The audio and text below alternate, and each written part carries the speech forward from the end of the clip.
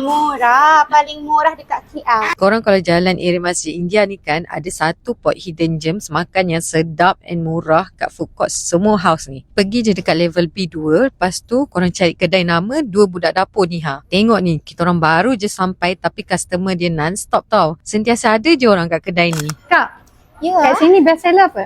yang best seller dekat sini ada set RM10 dekat atas kak. Ada nasi atuk, spaghetti batu itu best seller. So kalau nak tambah just cedok je, cedok. Kalau nak tambah akak boleh cedok sendiri. Semua ada harga. Akak tinggal ikut harga je. Lepas tu kalau akak nak ambil ala carte pun boleh cedok-cedok sendiri.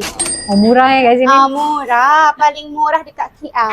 Yang aku order ni spaghetti berbola daging. Tengoklah portion dia bagi ni, melambat weh. Lepas tu kalau nak tambah, korang cedok je mana-mana makanan yang ada ni. Harga dia dah tunjuk dah, so cedok je lah apa yang korang nak. Ada potato salad, sausage, nugget, tempura fish fillet. Banyak lagi lah yang korang boleh cedok. So ni lah hasil kita orang cedok. Dengan harga dan portion yang dapat ni, memang confirm makin kenyang and berbaloi sangat, okay?